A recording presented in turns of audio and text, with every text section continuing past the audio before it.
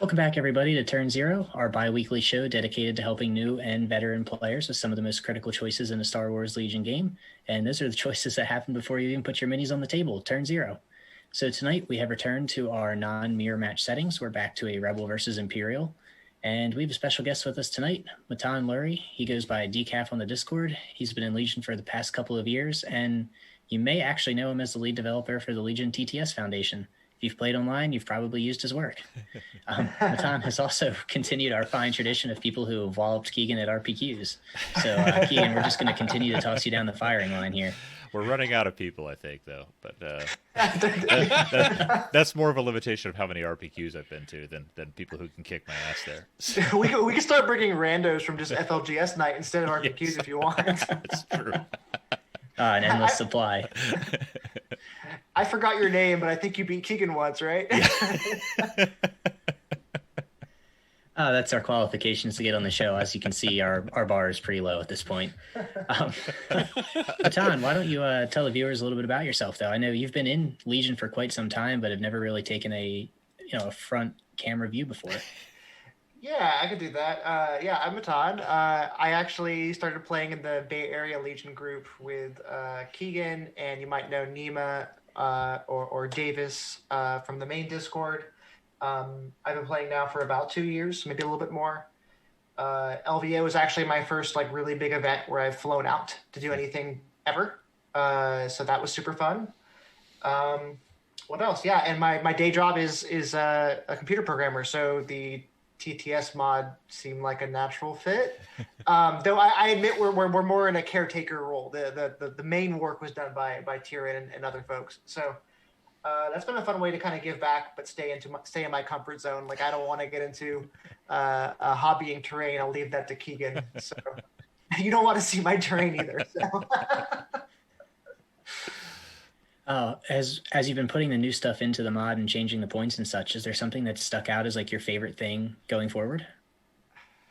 I mean, my favorite thing about it is just how flexible the game engine is. And that's actually the worst part of maintaining the mod, right? As soon as I see all these new keywords creep up, there's RNG releases oh, these are new keywords that are going to exist in the next one. It's complete panic mode. We only have 7 spots for those units physically in the UI, and I have no idea how to add another one. And but the keyword system, it's honestly has been a really cool part of it. All right, and you have brought us our blue player list for tonight, correct? Do you want to kind of go through that real quick? Yeah. Do you want me to talk about the inspiration behind it, or just jump right in? Yeah, screw it. Let's go for both. Okay. I love the story behind these lists. Okay, so the story is good. Vader is awful. Vader is one of the coolest units in the Star Wars universe. He's one of the coolest units in the game. They totally captured his persona correctly, I think, between his abilities and his attack speed and his attack and his defense. I have not been able to find a way to play him consistently since release. Right, I got the double core box 2 years ago and ran 4 troopers and then the speeders and Vader, and that was a really fun list. I don't think I even beat people brand new to the game with that list. Right, because the speeders would run into stuff. Vader would show up at turn 5 when the store owners are yelling at us to still clean up. Right, Vader hasn't even attacked once at that point in the game. So that's kind of where I went into this. I've tried a bunch of different combinations. I know other folks have also. So this particular list is actually using the operative variant of Vader, which until a few weeks ago I thought was even worse than Commander Vader. I've somewhat changed my mind. We can talk about that maybe as we go on. I won't put it right here, but this list basically focuses on having a little bit of everything and not doing anything well. But unlike a normal Vader list, it at least does a little bit of everything. So I actually have 2 Imperial officers instead of having a naked Stormtrooper. One of the problems with the Vader list is that the rest of the list gets super ignored, right? Vader has to do a lot of work. He can't really do it. So my hope here with the binoculars is to just up the attack of all the range 4 and 5 units. Even throw an aim on those snipers early on and make sure they don't double whiff. and then sort of move up the board with Vader and the IRG and the medic squad and try to engage around 2 and 3. So that's why Vader actually has the barrier and push and not choke and push, because I don't want to feel like if Vader's not engaged by a certain turn that I've screwed up my 180 points. So my hope is that Vader is doing barrier, keeping that stuff alive the first 2 or 3 turns. The IRG are helping, and then hopefully he's engaging nice and softly with the guard and the medics. And everything else is sort of as you see it. You said I had to invest a lot of points and stuff like for the officer on the shores, the double officer to get inspired, to get spotter. But I don't feel too bad about it compared to the alternative of like a naked stormtrooper. Yeah, that makes a lot of sense. And one of those things that I've always struggled with my own Vader is all of a sudden the troops get suppressed and your stormtroopers are just moving, and Vader might be doing his damage, but you can't touch your objectives because your stormtroopers can't move. 3 sources of Inspire, you're probably not going to have that problem. 3 sources of Inspire, and actually only 2 units that even have Courage 1, right, after all these changes. So really, it's only 2 units that really have to worry about it. If they get orders and spotter early on, I won't care as much. So we'll see. And opposing that tonight, we have completely stolen a list from Zach Barry. So thank you very much for posting that one online. It's a 10 activation Rebel list, comes in at 793. It is a Jin and Cassian. Both of them have recon in their config. Double operative with Chewie and K2SO, so a little bit of Guardian thrown into the mix. Chewie has offensive push and tenacity to take advantage of that sweet new lethal keyword on his melee, and K2 has the gun because it's good. 3 naked fleets because Zach likes to try the wrong things. And for the special forces, we've got 2 Wookiee warriors, a bowcaster and offensive push, and then a Pathfinder with Bistan, recon, and the config. So lots of flex. And we're probably going to call this episode Chop Salad because this is our first one post points changes, and it is incredibly different from anything we've done before. But I'm tired of monopolizing the conversation. Nick, why don't you talk about the map that we brought tonight? All right. We are playing on Renvar. It's a large map with a lot of heavy cover, line of sight blockers, a lot of height 2, height 1 terrain. A lot of scatter near the center. I've played on it myself. I thoroughly enjoyed playing on this map. Yeah, this is another Nerfly table, I believe. We've featured a couple of them with the Scarif one as well. Yeah, this I think this was added in recently for the Yavin-based Team League, if I'm not mistaken. I haven't had a chance to play on it myself. I've watched a couple games, and I've heard some really positive feedback on it. Anything that puts those big walls right in the middle to block entire areas off can start to get spicy right away. Also, we did decide to go back to a TTS map just in honor of Matan's great work. Thank you so much. I do have to call you on your BS a little bit there, Keegan. We have played a game on this. Oh, we did? We did. That was the Palpatine game. Oh, that's right. It was. Okay, so yeah. I really enjoyed this. This was the one time I've lost in the last couple of weeks. So this was a good lesson for me. It was also the first time I ever played clones in an Anakin Obi list, and the first time I've ever played a Jedi. So I think I've squirmed around and qualified that loss enough now. So you've kicked my ass enough recently. I needed to pull something on you there. That's fair. That's fair. But let's start with the board edge for which side we want to start on tonight. Like you mentioned, we've got some pretty large walls and a lot of tents. The tents are short enough that the tanks can move over, so they're just underneath range 1, and jumping units and such can go over and you can climb them, but they're large. Keegan, when you're looking at this map and having a little bit of experience with it, where do you think you want to start? One of the biggest things that I'm thinking about as a blue player with the Vader list in this case is the other list is going to be trying to infiltrate a lot. So I need to be thinking about how I'm going to be planning and preparing, and from this point, even well before deployment, setting myself up to minimize the impact of that infiltrate. Looking at it, I actually like the bottom here. That looking at that bottom right corner, that gives me the advantage of deploy and move with the protection of those walls and those cliffs, and I can, while it doesn't give me clear lines into the center, I think it gives me the coverage to come in. How do you feel about that, Matan? No, I mean, Keegan spotted everything. I find it really interesting, though, that you're worried about infiltrate. I'm the one worried about infiltrate. Have you seen your list? Like you're playing your own version of disarray, no matter what the configuration is. So, and then Vader is benefited by his special rule where he gets to place last no matter what, right? So I'm treating that as a scout too on this map, especially with your really heavy infiltrate heavy list. I don't think I'm going to get a good location to drop down. Mm-hmm. Nick. Yeah, I think I have to agree. As blue player, I would definitely want to take that the bottom right. Yeah, bottom right, the side with the walls. I would want to take that away from that infiltrate list. However, if I wasn't playing against an infiltrate list, I might lean toward the top. I really like the layout there with where the sheds are, the large piece of terrain on the left. But yeah, I'm going to take the bottom. Yeah, I actually like the top of the map better personally in the few times that I've played here. But in this specific setup, seeing the opponent's list, I do like the bottom half with the walls for that little bit of protection from the infiltrate. So now that we have our battle cards flipped over, we have a pretty interesting, potentially spicy matchup, actually, where these walls don't even matter. We have payload, key positions, and sabotage and moisture evaporators, advanced positions, hemmed in, and major offensive, and then war weary, minefield, and clear conditions. So hemmed in the middle slot means that those walls potentially don't even come into play here.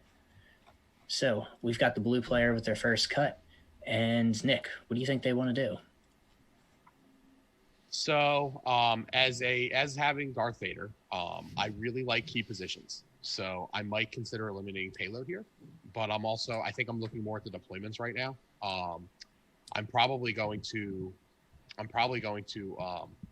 keep advanced positions here also, because I don't know that I want to play hemmed in. I think I also want to keep war weary with the amount of courage 2 units I have on the table. So I think I just go with I'm going to eliminate payload first. Makes sense. Keegan? I like where Nick's getting at. I think key positions is definitely the best of that top row. However, when I also look at this other list, I think that payload, and anyone who's watched the show knows that I'm about to say something really surprising. Payload is actually a really strong matchup for this Vader list against an infiltrate list. That infiltrate list has a lot of power to move around, but when the objective is centered on that payload and moving it, those white save units and the requirement that they be there each round can make them really squishy. So I think I'm pretty happy with either payload and key positions, but I actually really don't want infiltrate to get sabotage and moisture evaporators, because one of my favorite tricks when I'm running infiltrate lists is to infiltrate and put pressure on safe VAPs really early, even if I'm sacrificing a unit of Pathfinders to get a couple of victory points in the first 2 rounds. It could really swing the game. So I'm going to actually, I think I might actually even pass here, just because advanced positions is also great against infiltrate, because I'm just blocking areas out. Matan? If you say everything interesting before I'm up, I can just I try to add some wisdom here. This is definitely a configuration where I would not mind if Keegan did an aggressive infiltrate, right? And that maybe that's a theme here, but I'm a little less worried. This is definitely a kind of list where I think I could mop up a unit like that much quicker if you chose to go for the victory point. Yep. I might be able to get if I kill those Pathfinders and I just sit behind my evaporators for the next 6 turns, that might be really bad for you. You probably don't have easy ways to dislodge me. I only have 1 unit that's very, very, very easy to kill, which is the mortar. Everything else could be hidden, I think, fairly well, depending on the deployment. So I'm sort of on the same page so far, which is maybe bad, maybe good. I'm definitely okay with key positions. I think I would prefer VAPs over payload a little bit. And then generally for the deployments, like Vader and the IOG don't mind advanced positions, so we'll go from there. Yeah, I think we're going to pass here. I really do like the idea of cutting payload for key positions, but I'd prefer to have the red player potentially have to waste their second activation, or I'm sorry, their second pass to get off KP. Yeah. So maybe cut payload for the first, or for your second cut for blue player. So we'll get to there eventually, but we're going to pass for the first one. Makes sense. With when we flip over to the red side, then seeing that there's not a lot of great objectives out here on the table for you, Matan, how do you want to start with that as a red player? Yeah. I part of me wants to put on my Keegan cap and be like, what would Keegan specifically do? But I want to discard that for today because I'm sure I know what Keegan would do.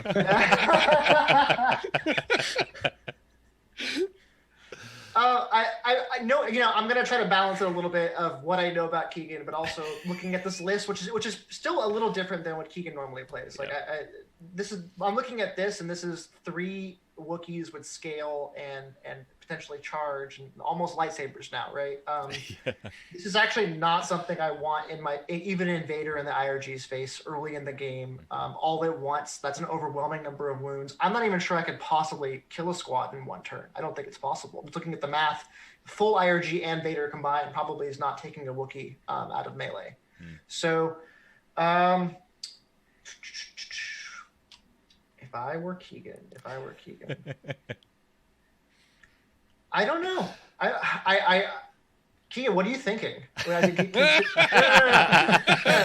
friend. No, hold on. You just said you didn't want to go. You didn't want me going first and taking all the good points. No. Hold up. I'm not saying what cards would you cut. Yeah. But for deployment kind of stuff. Yeah, like for deployment specifically though. Yeah. What are you thinking right now in your head? Like what should I be thinking versus what you're thinking? That's an interesting question to ask.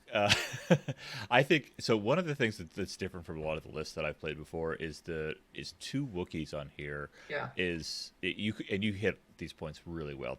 That's a real powerhouse. That's a ton of wounds in there. They're a lot stronger now. They're a lot faster now with scale.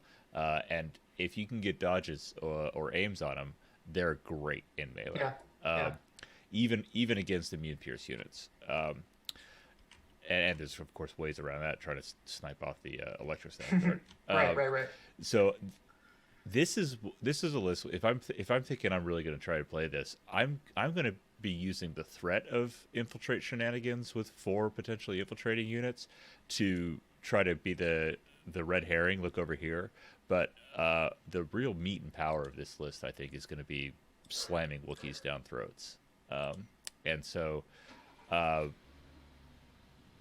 don't know. I'll pass it back to you if that influences your decision here. No. I mean, I think you're happy with advanced positions. I think you're happy with hemmed in. I know how you play the other one. Yeah. If you could get either of those, I think actually correct me if I'm wrong. I think you're okay with the objectives as they stand. I think you're okay with the conditions as they stand. I think the deployment's the one that's going to be the most interesting in terms of getting you up the board safely. I know you like to play aggressive. This is an aggressive list. Wookiees are not sitting in the back just spinning in circles like snow speeders, right? So those don't even have to spin around anymore. Yeah. So my thought is Keegan is using both of his red players using both of his turns to get the deployment they want, and everything else is sort of on the side. Nick, I'm gonna have to ask you to try and follow that up. So yeah, I think I'm passing here. So, and I'll say why. I don't mind War Weary because the only thing that cares about having their commander's courage value is the fleet troopers, and they're probably not going far from the deployment zone, unless you're playing payload.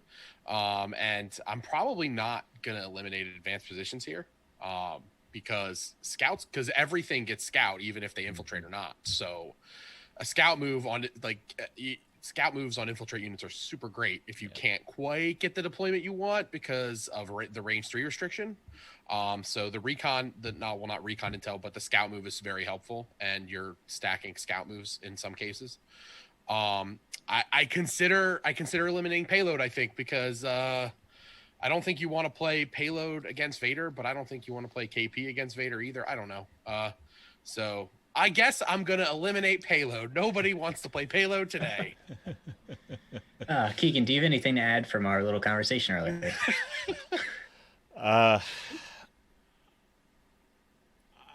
think payload still hurts this list, even with the strength of the Wookiees, because it commits where the Wookiees need to go to be influential.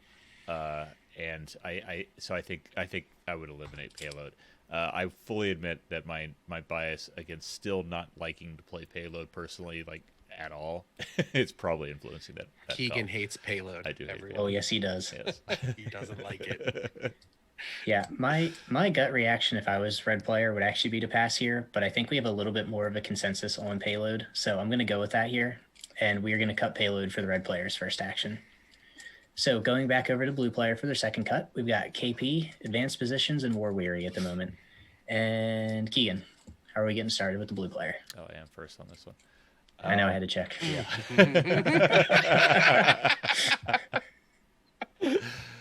I wrote the rotation too for that. So I'm happy. We talked about this a lot. Key positions is pretty much the best option. We think it's traditional. It's been around since the core box with Vader. It's a known quantity. So what that's doing is what I'm thinking now is if the infiltrate list wants to cut to Sab, what's the most painful choice that player is going to have to make in order to cut key positions out? We talked a lot about, I think, the value of getting those Wookiees some recon or Scout 1 on advanced position.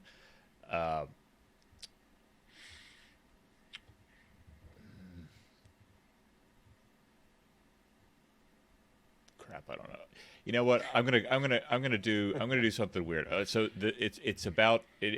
is about making a hard choice. I do like screwing with the opponent like that. I think I would actually cut War Weary here because I've got a lot of red save units, and I'm much more confident going into a minefield than a lot of those others. And while there's plenty of wounds, it can still impact.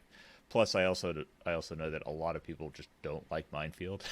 I think we saw that in our recent TurnZero channel. So I think that makes for an interesting force him or her into a tough choice. So cut War Weary. All right, Matan.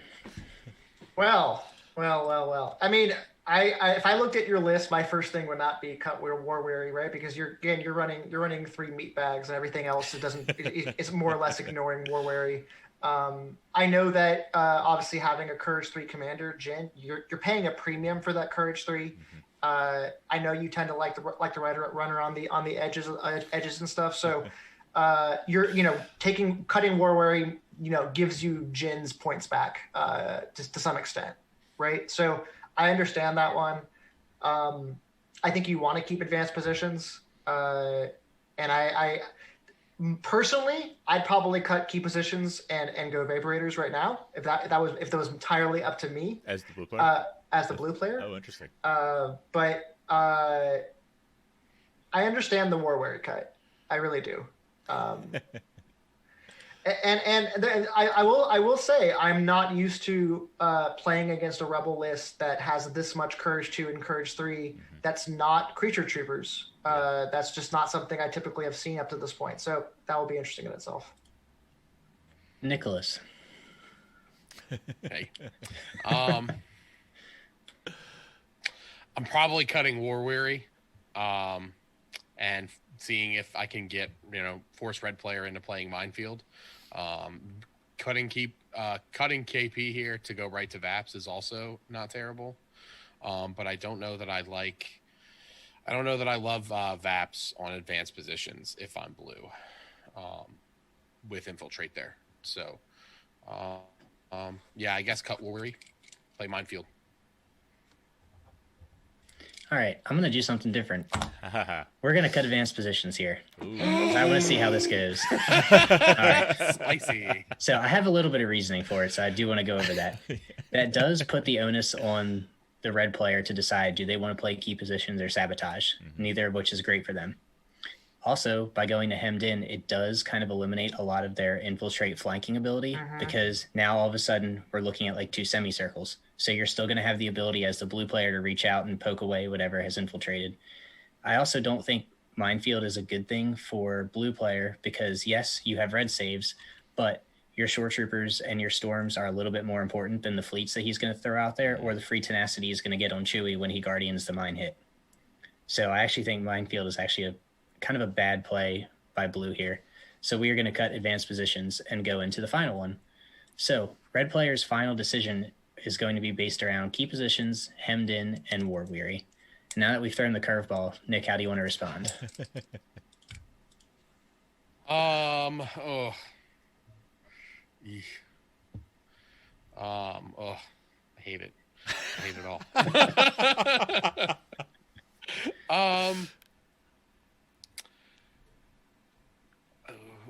I think I have to cut hemmed in here. I hate it and it's scary. I think I'm cutting hemmed in just for the comfortability of the fact that major offensive is comfortable for me. I don't think I'm going to cut war weary as red player to play my field. So cutting advanced positions or cutting hemmed in. Cutting hemmed in. Okay. Do you agree, Keegan? Oh, I'm next. Last time you're on show notes, man. Just skip them next time. I don't even read. It's curveball. Yeah, no, this curveball. all of a sudden, and I should have seen it coming. Mike foreshadowed this with, won't it be interesting to take away those walls in hemmed in? I did. So what I'm thinking about now as red player is key positions. What am I gonna put if I'm playing key positioned on hemmed in? There are I could throw if I cut hemmed in and I go to major offensive, I can pick the little spindly spire all the way down. I think I might even actually be able to pick that crater on the left side of the map, which that's outside of 1. So I have a safe objective option, and I've got a bunch of naked fleets. I can just park one of them on there and just keep them completely out of the fight, and still get into it.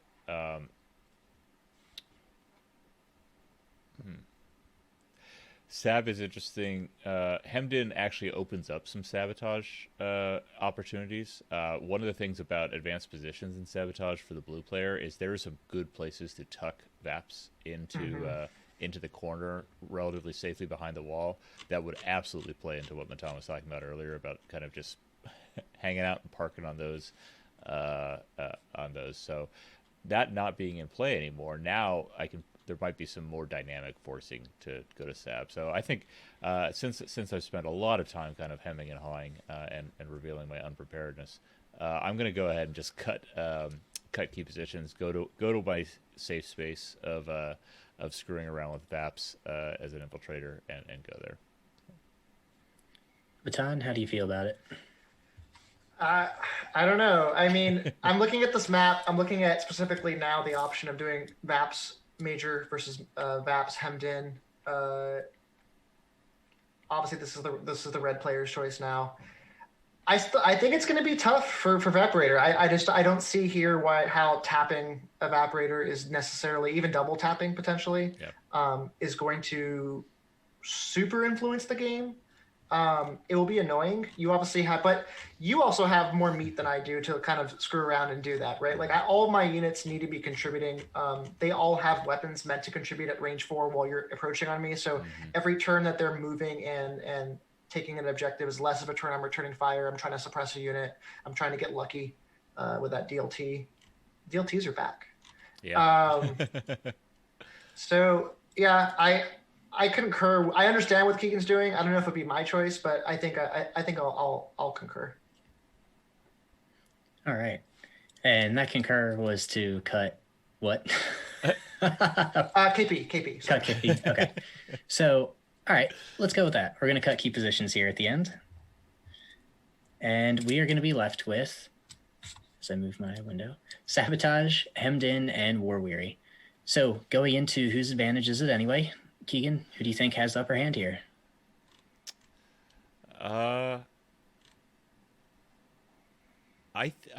think this is actually still a pretty balanced game. I think that there are some really good spots I see one VAP for blue going down in the bottom right, pretty cleanly, and even really getting the second VAP up and just above it. Can I interrupt you, Keegan? Yeah, absolutely. As red player here, do you place aggressive VAPs to try to box out blue VAPs? And because you're moving up the table anyway, that's where you decided you're going to be infiltrating. You decided you're going to be in my face. Do you deploy safe VAPs or do you do aggressive VAPs? I probably do one of each. I probably put one. I'm probably looking to force you into less optimal places because I think, like I said, from the blue player position on hemmed in for VAPs, you look at that bottom right corner. I think there's some pretty solid. You could focus the fight there if you got both of your safe VAPs in there. Move that Vader inspired force on and cover that area pretty well. It cuts off some approaches. Yes, the Wookiees have scale; they can come over the hill pretty easily, but it still is centering that down and cutting out some of the other stuff. So as red player, I'm going to look to disrupt that and put one in not an awesome position for me, but serviceable. That limits how many you can put in there. And force the other one to split your forces up a little more. So it's pretty balanced. It's going to come down to that stuff. I've played Wookiees a little bit lately. I had a great time playing Wookiees against Maul last week, and their new setup really turns the tables on some things. So I'm going to say it's an even advantage right now, almost a coin toss if you would. Nick. I don't disagree. I don't think anyone has a real strong advantage here. There's no secret mission. There's no extra victory point for anybody here. Hemmed in is going to force some really interesting evaporators.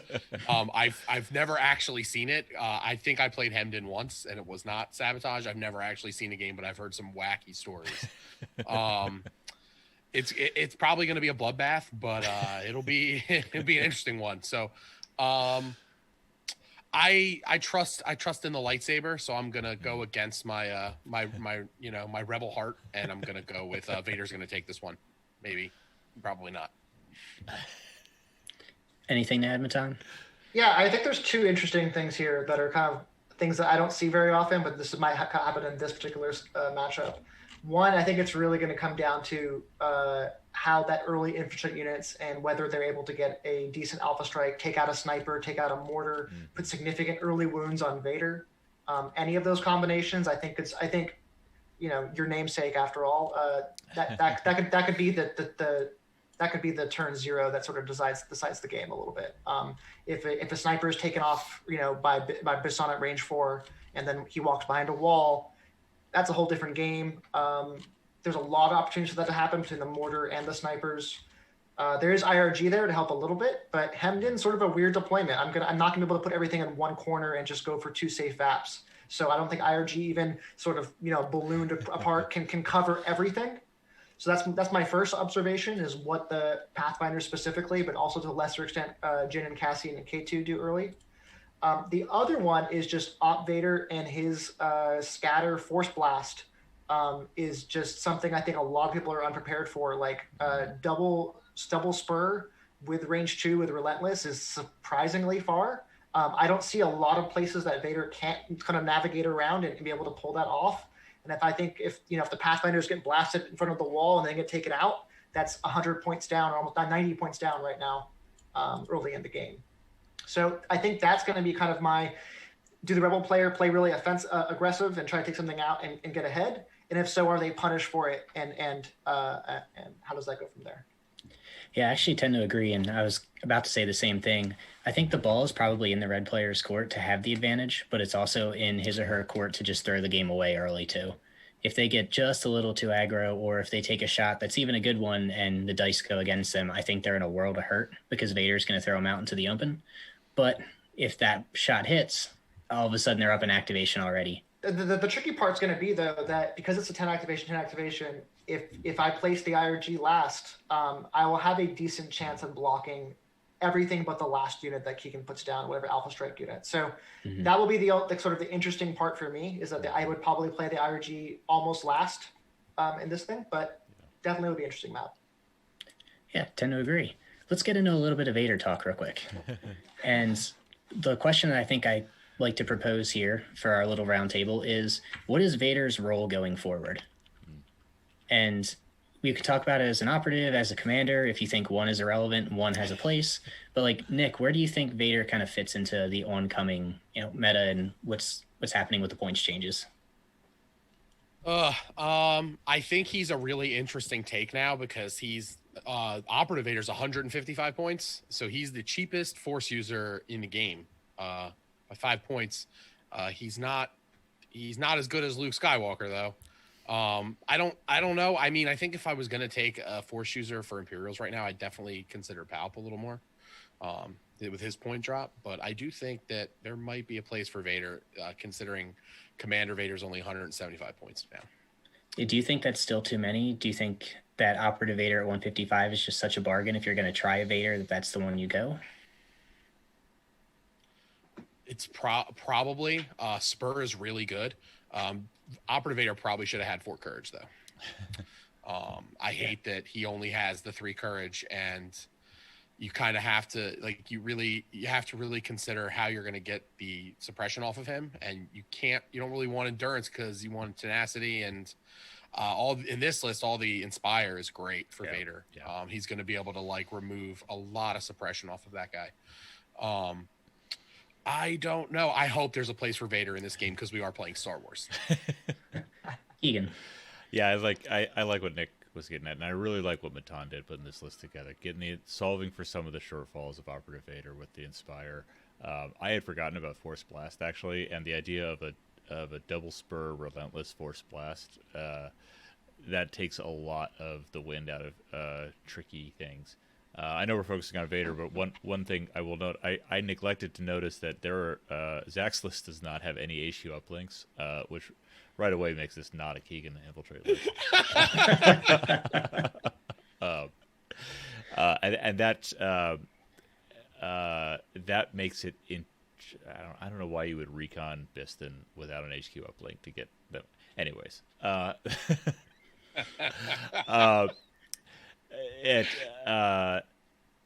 think Vader has a really good threat here. I also like what Matan did with Barrier on there to give Vader more purpose on the way in, and I think the combination of the operative Vader range and that is really cool. Kind of, he's an escort, and then he will mess you up. Did he steal all your thoughts? No, I have plenty of more thoughts. I totally screwed up, right? I wrote a longer piece on Vader October 18th, and just a month later, I need to put a giant disclaimer at the top. This is so not fair. For me, when I'm building an Imperial list with a Force user, I think the question that I come back to every single time is, why am I not playing Palpatine? You have to give a reason you're not playing Palpatine. He is good. He is probably even better now with Force Barrier, a little bit of a point drop, some reshuffling around storms and shores. I think that I have to answer the question, why am I not playing Palpatine? I could not find a concrete answer for Commander Vader right now. Commander Vader for me just feels like a worse Palpatine. He just has less utility on the board. Yeah, sure, he gets relentless and saber throw. I don't like that on Tabletop Simulator. I think I know I'm a broken piece there, but I think Vader with saber throw on a real table where he can be guaranteed to sort of get 2 hits through here and there is actually really interesting. I think Vader, where he's hoping to get 3 hits and to get to do 1 wound at range 2, is just not interesting to me. I'd much rather have Force Blast and Scatter built in. So sort of what this list is trying to have a more mobile Imperial list. A lot of Imperial lists are just aim and shoot and let Palpatine do the hard work or Boss do the hard work or whatever. The goal here is to let everybody move if they need to move, right? So this is the faster Vader. This is IRG helping to cover if things are a little bit out of position. Lots of sources of Inspire. I don't want to lose actions early on or late on. Yeah. So I don't think this is the only operative Vader take. Double officer is going to be controversial. Not everyone likes that. But I'll be honest, I really like how much does it end up? 58 for a command and binoculars and an officer. So that's an inspire source, a courage source, some sort of command. Their courage too, they could do objectives just fine. Yeah. So I'm happy with this list. I'm not necessarily happy with this matchup, but I'm generally happy with this list. Yeah, and I think you're right, because everything that Operative Vader does well, Commander Vader doesn't do at all or doesn't do better. So both only have Master of the Force 1. If you want your Vader to be a support piece of barrier as he moves up, why don't you just do it for 20 points less? If you want Vader to go on the offensive, why don't you give him that speed 2 that can pull the opponent around the corner? Granted, you're giving up 2 health to do that, and you're 3 courage and 2 health is why. Yeah. 3 courage and 2 health is a huge change. But if you do have him surrounded with the 2 to 3 sources of Inspire, you can mitigate that. And the Royal Guards. So I think there's actually an argument to maybe bring Krennic back. So I guess it was a couple Invader League seasons ago, there were quite a few players that ran like a Krennic, Death Trooper, Operative Vader list. Well, now you can kind of fit that better. And even though that some of the shores have gone up, maybe you can compensate by throwing like a DLT and a medic. So a DLT medic storm is only 2 points less than a shore trooper. So if you need to cut some of those T21s because you've got, 35-point heavies and force choke running around everywhere, get the medics in there, and you've got an extra couple of wounds for Vader or the IRG. So I think you might see something like that come back. It's almost like an expensive Boba from before. He's that little tool. He's not going to be your hammer, which is weird because it's freaking Darth Vader, but he can be your scalpel to get the little pieces out there until let the shores and the storms do the work once everything's exposed. Waiting for version 3 Vader, where after he defects and throws Palp down the shaft, and he's a rebel. That's the version I'm waiting for. And that's the version they'll get right because it's not Imperials. But anyway, I'm gonna end on that salty note. I will say that on Vader, I think he has a role now. I think he had no role before other than looking splashy. He has a role now. I've said this before. I'm not super excited about the do-back spam list. That probably is the best Vader list, hands down. I will admit it right now. But I just always go back to, I just forget that Riders of Rohan scene with Vader and the do-backs because that didn't exist. So that's the only way I get to see Vader is with do-backs. I'm going to be a little disappointed, but remains to be seen. How much that has to do with the fact that I beat your do-back list by pressuring Vaporators with an infiltrate list one time. Maybe I have some sort of subconscious block that I'm just like horrified of that situation happening again. I don't know. Well, thank you for joining us tonight, Matan. It's been a fun one to kind of lighten up a little bit, change it away from some of the more competitive lists here. But thanks everybody for tuning in tonight. My name is Mike Cirillo. I have recently got 3 do-backs. Thanks, Nick. I'm Nick Bodner. Don't forget to not feed your Wookiees after midnight. I'm Matan. I cannot wait to play Keegan again in real life with these lists at a real table, and that's really what I'm looking forward to at this point. Make him play payload. Make him play payload. I'm going to print 4 copies of that and bring 4 copies on my deck, and he won't know. Oops, all payload. I'm Keegan, and why read the show notes when you wrote them? Have a good night, everybody.